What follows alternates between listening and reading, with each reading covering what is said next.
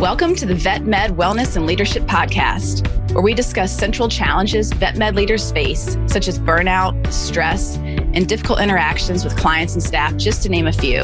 In each episode, you will hear about actionable solutions that you can apply to your practice and invitations to connect with fellow leaders who are passionate about improving the wellness of the vet med profession. By subscribing, liking, commenting, or sharing this podcast, you are helping more veterinary professionals find the resources shared in these episodes. Thank you in advance for listening and supporting this show. I hope you enjoy it.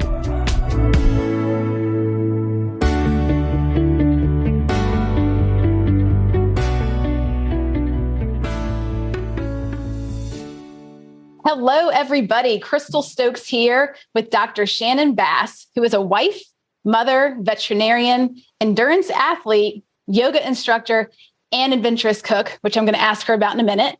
Her job history involves almost every role that one can have in the veterinary hospital, leading to her current position as Director of Talent Acquisition Specialty, or is it Specialty?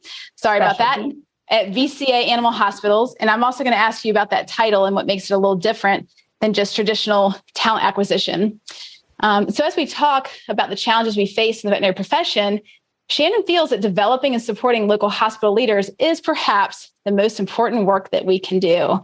So Dr. Shannon, thank you for being here with us today. And can we start with a little icebreaker? I'd love to hear some of the more adventurous things that you've cooked. Absolutely. That's a great icebreaker. I love to cook different things. Sometimes my family appreciates this adventure. Sometimes they don't.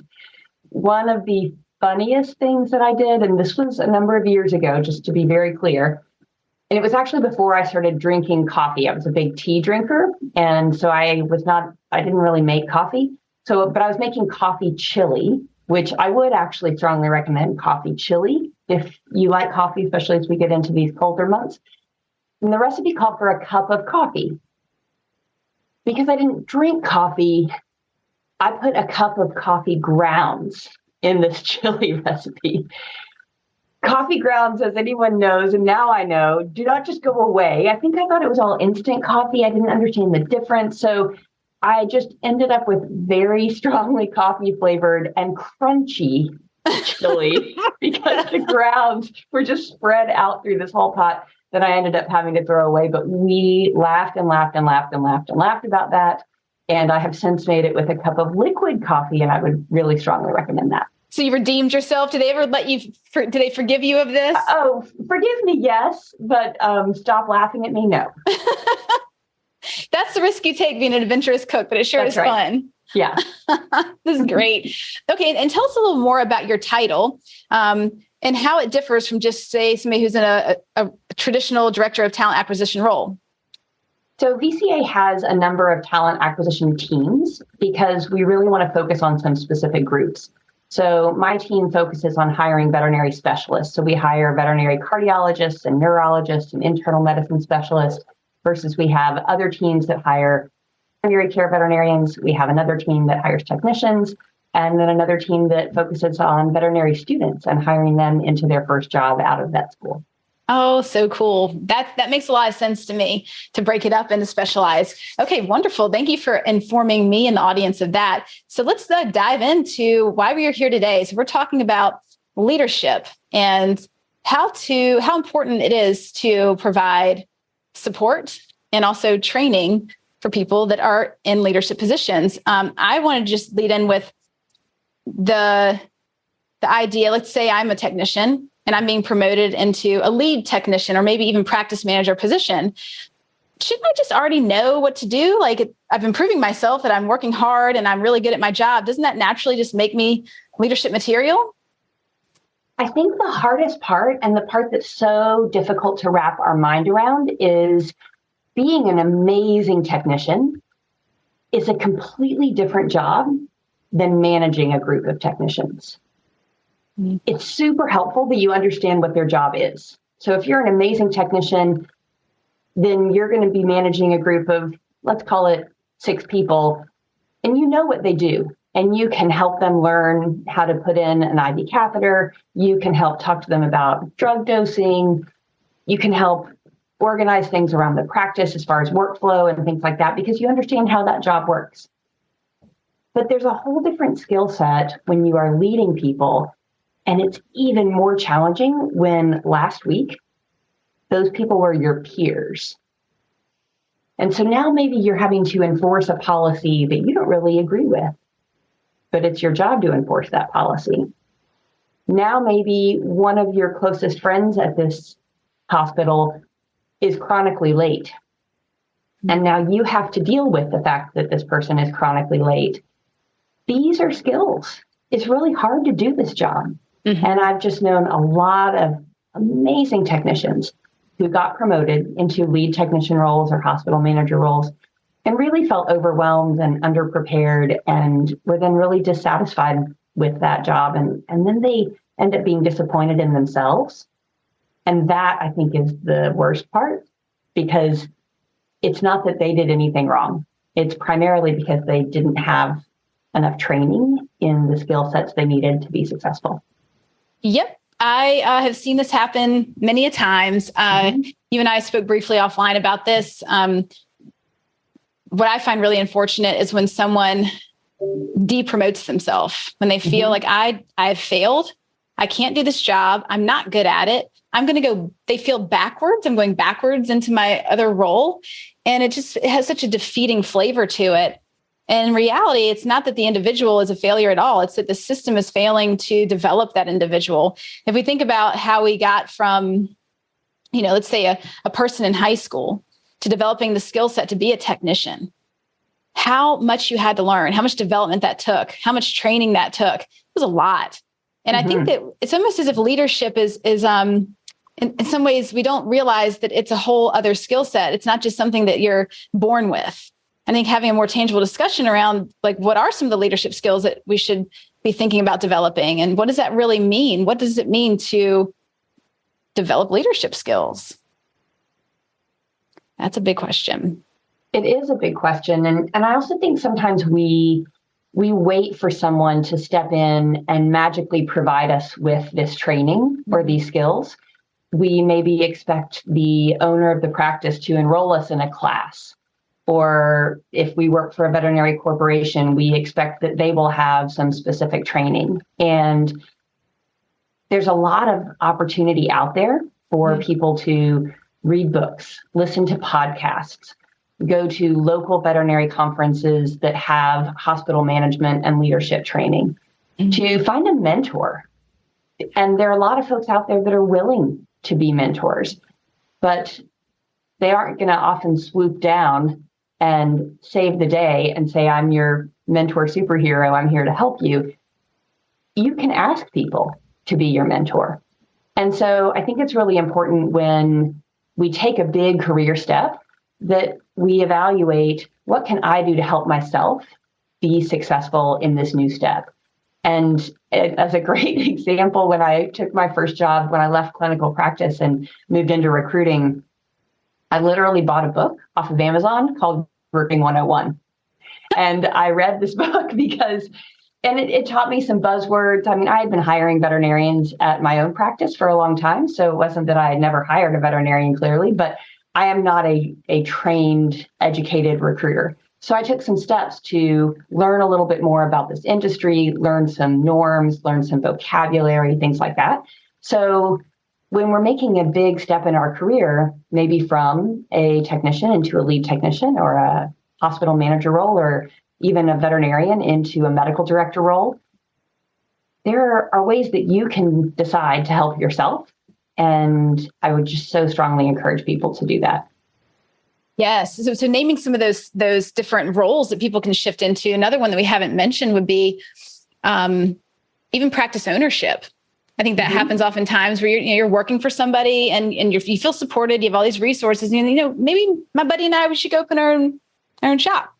And that one comes with a whole set of responsibilities, what it means to lead and run and own. There's just so many different levels. Like, we can go from the kennel up to see how there are many different leadership opportunities, and all of them are an opportunity, like you said, to advocate for yourself, to get the proper development and training. And what you just mentioned was there are many different ways to go about it.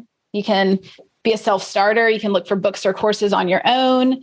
You can also request it from people within your organization. Do you have any examples or stories, whether it's maybe a doctor going into the medical director position or somebody going to practice management? I'd love to hear some maybe success stories of like, what does it look like when you do see someone who is receiving that development and support? Because I know there are two different things that we need to sort out, like why each one is important. I'd love to make this a little more real for people listening, because I'm imagining the audience, we have a mixture. Some are people who may be in the practitioner role about to be promoted or have recently been promoted, so they're experiencing it. But we also have people that are maybe in an ownership position saying, I'm promoting people all the time and I don't know what support to give them. And maybe I ought to. And shoot, that's a good idea. So we can speak to both audiences when we start painting the picture of what is development and support. What does that look like? Do we have some examples we could play around with? I think that's a great question. I think some really positive things that I've seen people do, and the folks that are most successful, are people that ask a lot of questions, that they recognize, I have never dealt with this before. For example, you are a technician that has newly been promoted to a hospital manager role, and you need to have a really difficult conversation with one of your employees about, let's just go with tardiness, right? Because it's I think a pretty common problem that a lot of people struggle with. And you've never had that conversation. So reaching out to a mentor, who hired you into this job? Is it the practice owner? Is it someone within the organization that's a regional leader, for example? And getting some tips about, how do I have this conversation? Writing that down. What is your plan for this conversation? Understanding the pitfalls that can happen, that you can get pulled off course by the employee that you're talking to because the employee tries to redirect away from themselves. I'm always late because, things like that. And so really reaching out to resources when you're having a problem. If maybe you're realizing that your controlled drug logs are a disaster, and as the hospital manager, you're responsible for that. What are your resources? Do you have resources that you can look up online? Can you enlist another staff member to help you be like a lead on this project and have them become a subject matter expert that you work with? So asking questions, reaching out. Do not take it all on yourself. I think that's the place that I see people fail the most, is they think, well, now I'm the hospital manager, or now I'm the medical director, or now I own this practice. I have to do everything. Oh, I know. You're so speaking to the elephant in the room. I love it. That is definitely true. Yeah, but it's not true. It's how they feel. It's not true. But it's not accurate. We're trying to tell you, people, you do not. That is a trap. Mm-hmm. It is a trap. There are resources. People want to help you. But just like that owner that doesn't call back and let you know that their pet isn't doing better with whatever treatment they've been sent home, if the owner doesn't call me to tell me the pet's not better, I assume the pet's better, right? But then I'm always super annoyed when the owner calls 2 weeks later and says the pet's not better. And I say, well, did you give all the medication? No, I gave 1 dose and he vomited, so I never gave it again. Well, why didn't you call me back and tell me that? Right, then I would have helped you. So think about that irritation that we have with those pet owners that are not communicating with us. It's the same when you're in a leadership position and you are not raising that white flag and saying, I'm having trouble getting my drug log organized, or I don't know how to speak with this employee about their tardiness. I need some help. I need some guidance. I need some support. And that doesn't mean that you need 3 people to come sit in a room with you and gang up on this person that is tardy. It just means that you maybe need to have a 15-minute conversation about the best way to have those difficult employee conversations, some common pitfalls to avoid.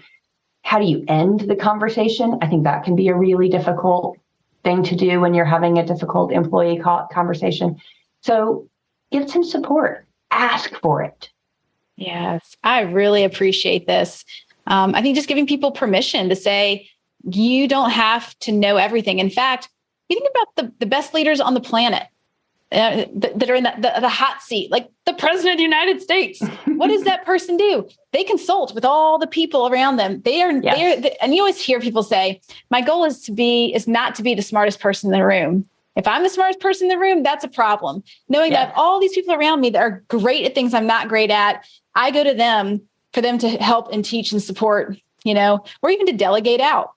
I think we forget that that's actually a leadership skill, is being able to consult with the right people, to seek out resources, to delegate. There's so many different aspects of being a leader. It's not just all about taking control and doing it all. Exactly. Are there some core competencies that people should have in mind if they're even thinking like, well, how do I know what skills I should be developing? And I have never even thought about that. I just think about getting the job done, but I'm not really aware of, that feeling of I know something's off. I know I'm not thriving in this position, but I don't really know why. And sometimes when we can like name competencies, I find that a light bulb goes off like, oh my gosh, I totally suck at that. Like delegation. I think a lot of people in the helping professions struggle with delegation because it requires asking for help. Like, hey, I'm going to ask you to do a thing. And it's like, oh no, I can't ask people to do something. So the delegation may feel very scary. I'm not expecting you to have like a list of competencies, just like master, like in your head, spreadsheet style, but we can maybe go back and forth and just name a couple that you see to be very important for leaders to develop. And I have a couple in mind too. Would you mind? Not at all. I think it's a great exercise. I get to start though. So I think just communication skills are so important because as a leader, we certainly have thoughts that run through our heads that should not be verbalized. So understanding how you can do effective communication is incredibly important. What words are immediately going to turn someone off? One of the best things that I learned in this vein is any question that starts with why is actually just pretty aggressive. Crystal, why are we doing this podcast this way? So you immediately feel defensive. You think maybe you've done something wrong. And there are better ways for me to phrase that question that allow us to communicate better. And so that's a single skill. It's a skill around one word, the word why, that is an aggressive word. And so there are all kinds of little pearls like that we can learn that help us to communicate better. So I think communication skills are very important. Let's just hold on to that one. I had a previous episode way back. I have no idea which number it was, but I remember we were talking about the why statement. And we were taught that as psychotherapists too, that when you start with a why, and there may be occasional times where why is appropriate.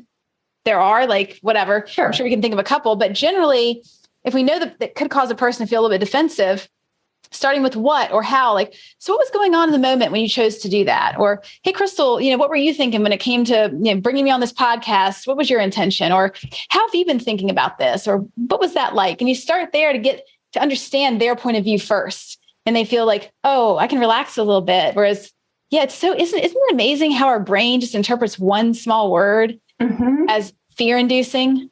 Yeah. And when you start to think of it, the examples that you just gave, like, yeah, I would be much more receptive to that question than why are we doing it this way? Why do you do it that way? Why are you doing that? I think it's the worst. A horrible human, obviously. Exactly. Like, let's say I was trying to, draw blood. I'm kind of a new assist. And why are you holding the needle that way? Why are you angling it that way? It's like, why don't you just say, why are you such an idiot? That's what it feels like you're saying. That's what you hear. That's what you hear. Yeah. Versus, okay, so right now you're holding the needle that way. How are you feeling about that? Would you want some help? Can I show you, or even it's fine to be very direct and say, if you angle the needle down a little bit, you're going to get into that vein better. Yeah. So it's fine to be if you're in this position where you are helping someone learn a new skill, it's fine to just be direct. That is better received than why are you doing it like that? The critical feeling. Oh, I love it. Okay. So big skill we just mentioned was communication. Under the umbrella of communication, there are lots of little pretty things that hang off of it. That'd be another good episode. It's just like basic communication skills. That would be really fun. But I think communication is huge. And like you had mentioned with resources, they don't have to be vet specific. You can just read like best practices in communication or communication skills 101 or communication skills for dummies. Like there's so many things we can just Google and you can get like the top 5 communication skills. And right there is a great starting point as a leader, being an effective communicator. I think that's the top one. Like I would have definitely gone for that if you hadn't named it. That's why I wanted to go first. So another one I think is really important for leaders, and I see this can be often really hard at the tip top. So when I work with people like in medical director positions, is self-regulation and emotional regulation. Because I find that maybe this is my own skewed perspective, but in my view, oftentimes the people that make it to that kind of position where they've obviously worked their butt off to get their medical degree and then to get to a position in a company of being a director, they are hard workers. And sometimes what comes with that is a degree of like perfectionism and being hard on themselves. And there has not been time devoted to like, how do I care for myself and my emotions? How do I regulate all that I'm feeling? Because there's a lot of feelings when you're in these positions. And they've been very busy just acquiring medical skills. There may not have been time to really acquire the softer things like emotional intelligence and emotional regulation. So I love working with leaders on how do they read their own signals and know. I usually like the zones of green, yellow, and red. Like when you're getting to the yellow, red zone, like you're about to drop the F-bomb or slam something on the table or get really icy and cold and give people mean looks, the stuff where we're over it. How do we prevent you from getting into the red zone and take care of you in the yellow and keep you in the green? I think that's a big skill that is often overlooked. Definitely. And another way I think about the skill that you're describing is the ability to give yourself some grace. Oh. Because we are going to make mistakes, every single one of us. And I have to be able to recognize I made a mistake there. And I'm going to take a moment to recognize it, figure out what I'm going to learn from it. But then I really do need to move forward. And if I sit here and I'm really upset with myself and I really get caught up in that swirl of how negative I feel right now, I'm not moving forward. I'm not being a leader. I'm not helping anyone else. So it is a skill, though, to learn to give yourself that grace and say, yep, I've made a mistake. I mean, just last week, I went into a meeting. I had a plan. Turns out it was kind of a bulldozer of a plan. And I recognized that I was too far ahead and I hadn't laid the groundwork that I needed to lay with this group. And so I stepped back and I said, guys, I am sorry. I have not asked all the questions that I needed to ask. So that is my error. We need to step back. We need to start again. And I just had to give myself that grace that I walked in and I had a little bit of a bulldozer thing going on. And but I was able to acknowledge it, tell them, fix it, and then we moved forward. But that's a skill. It takes time. Oh, you remind me a bit now of, I'm thinking about TED Talks I've listened to with Brene Brown on vulnerability and how much strength it takes to have that vulnerable moment of just saying, I'm sorry, guys. I think I just messed up.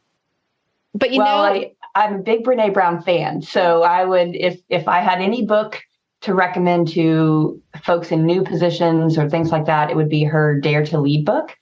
And if one has not read that, it also comes with a workbook. And I cannot tell you how much I recommend the workbook because the workbook makes you read the chapter and go write some things down. And the workbook is just for you, right? You're not turning it into anyone. But it is a place for you to organize your thoughts and put some things down. I have done that with a group, though, and I found that to be very helpful. And so if you are a multi-unit manager of any kind, right, where you have multiple different hospital managers reporting to you or something like that, I think that can be a really good book club thing that you can do with a group that is incredibly helpful. That's so fun. I mean, her work is just tremendous. And you can see it in the way you did that skill, because the old way would be you'd realize in your mind you did it. And it's like, try to hide it. Yeah. Let anybody know you just messed up. But the whole thing around vulnerability and grace is the permission to just be human. Mm-hmm. And hey, let me ask you, as a little tiny baby, how did you learn to walk? Did it by chance involve failing to walk? Like a million times? That's how we learn through failure. We learn through making mistakes, learning how to write, like penmanship, how hard that was, how frustrating it was, how much failure we had to experience before we could do it. So I think taking away that belief that we cannot fail, that we cannot make mistakes, and having the grace with yourself as a leader, that in fact, it builds trust. Like when you did that with a group, that now they know, oh, wow, I can trust her. Like she just read us and she knew it was happening, what we needed. And she stepped back and she slowed it down. And that was an act of care. You have to work at it though, right? And I think that's what we're trying to impart as we talk to your audience here, is that that doesn't happen just because you think about it one time, right? It happens because you do some reading, you do some self-reflection, and you practice. And you're going to have the moment that you described that is so normal, where you say, I'm just going to pretend that I didn't screw this up. And you have those multiple times. And then finally you venture into okay, I think maybe we need to do this differently. And it's a gradual progression. So I also don't want to set people up to think that they listen to this podcast today and maybe they feel super confident with the skill tomorrow, because that's not how that works. Mm-hmm. That's such a good point. Even learning these skills, it just takes a lot of practice and repetition, and also developing your own style with it, right? Mm-hmm. Like, yeah. So I'm thinking about, I'll just toss a couple more skills out there because I know people if they're like me, I'm one of those ridiculous list makers where it's like, I'm at 16 bullet points when I walk away from a podcast. But I want to encourage people, because what we're going to do, I want to shift into ideas of resources and also talk about support a little bit. But just to name a couple more of those skill sets, if you want to throw some more out there, please do. I just thought of like time management is another underestimated one. Does not come naturally. Organizational skills, like how do you keep track of all the billions of things? Do you use Trello? Do you have like, online things do you use? What are your systems? And decision making is actually a skill. Like, yes, because most of us just do it with our gut. Like, I just think it should be. That's not decision making skills. So those are three off the top of my head where I was like, those three could be really helpful for new leaders. Do you have any others you want to add to that list? I think understanding your own risk aversion and understanding how that is both a strength and a weakness. I have a very good friend who is not as comfortable taking risks as I am. And I think it's one of the things that made me a good emergency veterinarian for a very long time, is that I'm very comfortable with taking risks. And risks, again, in this context is, let's decide to try this new way of organizing our drawers, potentially, right? Like some people, that's a big risky move, is I'm changing the syringe drawer with the bandage drawer because I think this is going to be more effective and efficient for us, right? And then there are other bigger risks, like I'm going to hire this person that I'm not sure is completely qualified for this role, but I think that they have a lot of the soft skills that are important and I can teach them the role, right? So that's kind of a bigger risk. Reorganizing your drawers is a low risk, but understanding where is your risk tolerance and how does that affect your decision-making as a leader? Wow. That's really fun for me to think about. I think I'm similar to you where I'm pretty risk tolerant.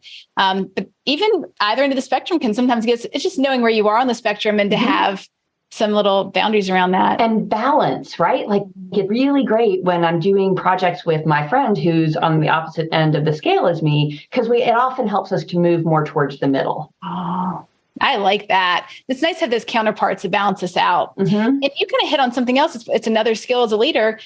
You mentioned, hiring somebody, bringing somebody on board is developing people that you are in charge of. So it's one thing to just say, hey, they're doing that wrong, but how are you going to help develop them? And I also love exploring leadership styles because we all have our own flavor. And I think some of us think there's like an archetype of a leader. It's like, boom, with the muscles, and you got to just be in the front and just be direct. And it's like, that might not be your style. And so you can still be 100% effective in your own way and knowing how to leverage that. I think even what you're bringing in is that wisdom to know yourself and have that self-awareness as a leader, and then know what you need to bring more balance to your style.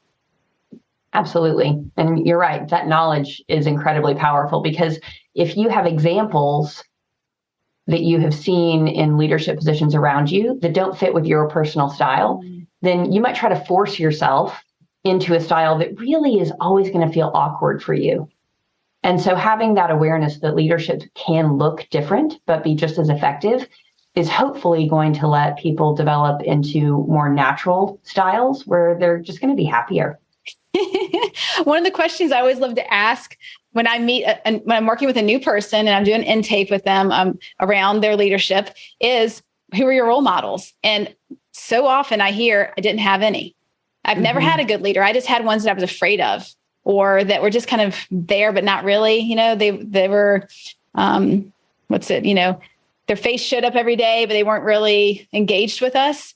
And I think, well, that is challenging. So then we have to find one maybe from a book or from a movie or a character, but there are all sorts of archetypes out there. And a book like Brene Brown's book is a fabulous starting point. And I can't say enough about doing workbooks, because it's one thing to just read something and be like, okay, I get it conceptually. But when you do the actual work to be reflective and answering the questions, I think that's where the gold lies. And I really appreciate that you brought that in. Totally. Yeah. I mean, I remember doing that workbook and staring at the pages a little bit. And, you have to write, you have 2 words that you get to choose from this list. Which 2 are you going to choose? Oh gosh, there are 30 choices. How do I choose 2? And just going through some of those exercises was very, very helpful. Oh, how interesting. I hope people's curiosity is piqued enough to check this out. So let's talk a little bit about, as we're bringing this to a close, any other places you'd point people. Let's say their ears are perked up and they're thinking, you know what, I'm interested in looking for some resources. Should I start with Google? Where should I go?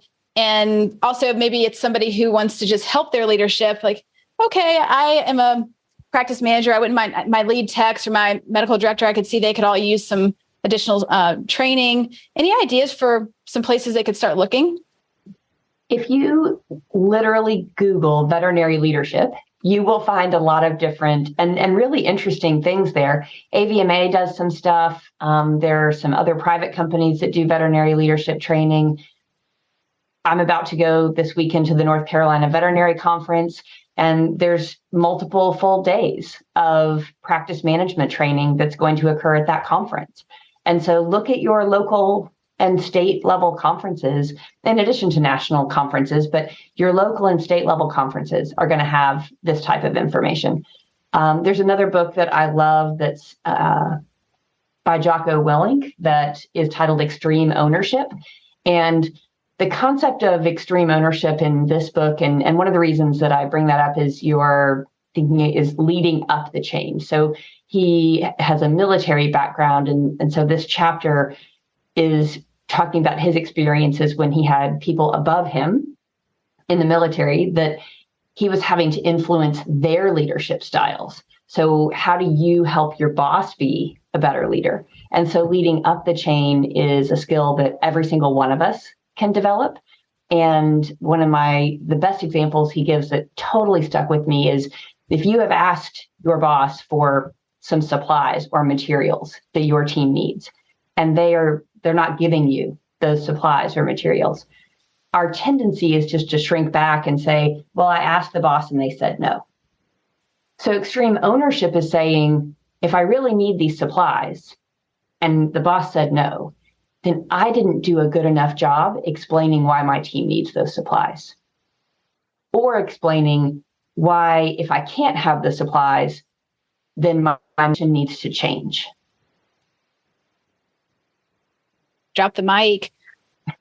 Extreme That was a big deal to me. Oh, yeah. Was a big deal to me because it's so easy to use that as an excuse. Yeah. Well, the boss said no. So sorry, you guys, you just need to suck it up.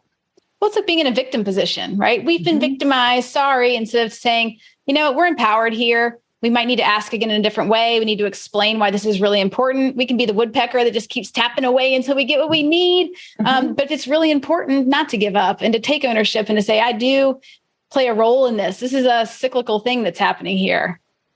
That's big. I think that's really nice for people to hear because, we are noticing in the workforce, in veterinary medicine and beyond, more and more apathy.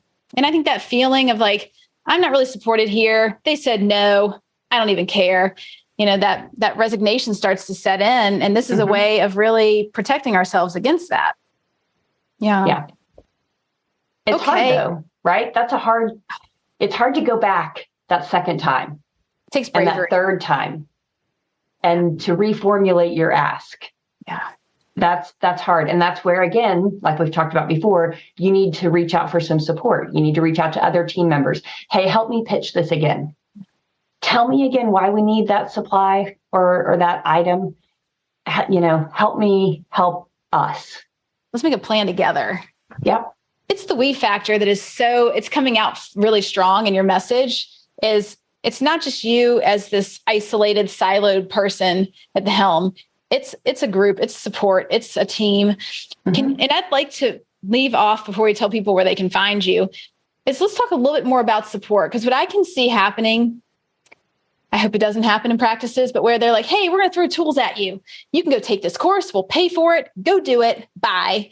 But then there's no real support following it to say, when a person goes and they learn some new skill sets, they're going to bring it into the hospital. They're going to mess up.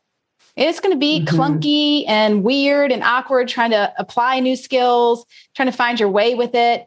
And so I'd love for you to speak to the importance of, and what does it look like to provide support in addition to the training, and why is it so important?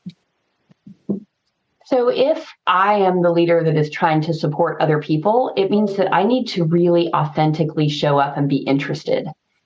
I think one of the things that people really dislike, and we've all been in situations like this, that it's the end of your, let's call it a 10-hour shift, and somebody is getting off, but you have to stay, right? Your shift extends past theirs.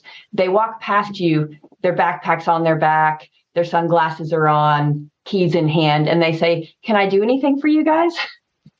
So that's not authentically showing support, right? Because you're clearly leaving. You're just saying that because you feel like you need to say it. So if I'm supporting someone, then I need to authentically show up. I need to say, Crystal, let's talk about this new program that you're rolling out. Tell me how it's going. What bumps have occurred?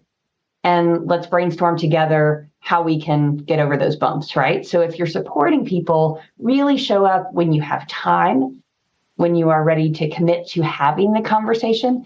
And it's okay if you can't. Be honest about that too and say, I am so sorry. I actually have an appointment in just a few minutes. So I want to circle back. When can we do that? And have a concrete time that you're actually going to circle back and have that conversation. If you need support, then again, you need to ask for it. And you need to say to your leaders or to people around you, I'm excited to roll out this new program. I'm excited to completely change the way we do appointment scheduling in this practice. Kind of worried that we're going to encounter some problems with our part-time receptionists who might not really understand what we want to do. So I want to schedule some meetings and I want to write down some bullet points about why we're doing this and who they can ask questions. So you're really authentically being there in a way where you're providing clear guidance and clear follow-up. Mm-hmm. I can picture like a circle that it's always connected, and that there's the feeling that even if you're not available in this moment, I still know it's going to come back around, and that there's that confidence in that connection. We don't want to be that, hey, can I help you as I'm walking out the door? Or, hey, let's get lunch sometime. We both know we're never getting lunch, right? So let's sit down. This is the specific time that we're going to do that.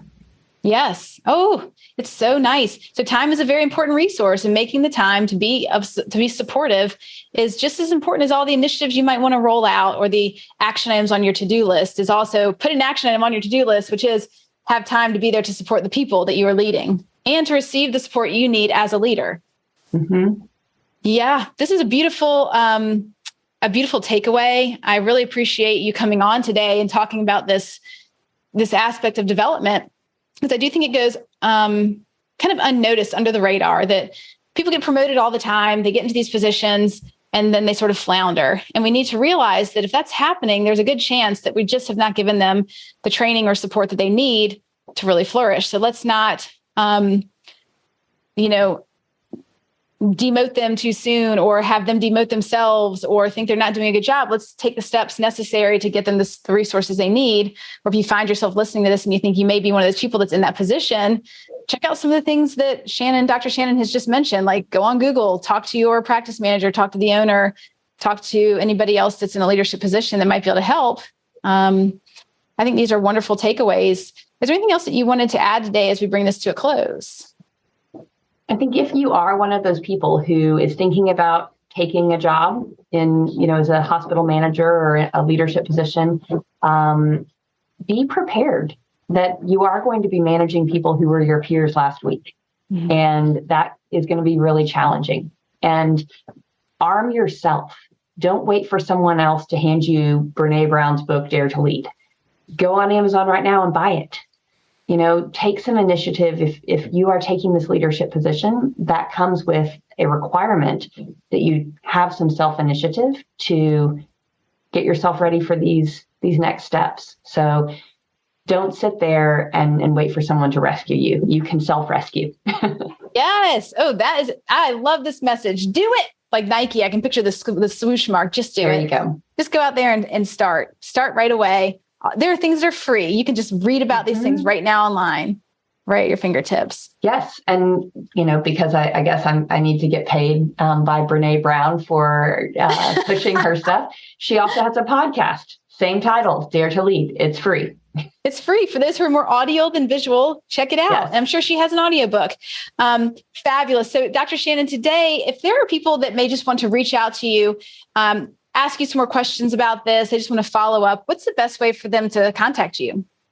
I am on LinkedIn and I check it all the time. So Shannon Bass on LinkedIn. And I think you're going to put the link to that in the show notes so people can find me that way. So more than happy to answer questions through LinkedIn messaging. Excellent. I will put that in the show notes for sure. So you all heard her. Please feel free to reach out that way. She's very receptive. That's how you and I first met and engaged. And it's a great resource and a way to find people to connect with. So Dr. Shannon, thanks again for being on today. It's been a real pleasure. Thank you. Thank you for joining me today. I hope that you feel stoked after listening to this episode. And as always, I would love to hear your comments and feedback. Is there a topic that you want to know more about? Please let me know. And thank you again for subscribing and sharing your favorite episodes with others. It really means a lot.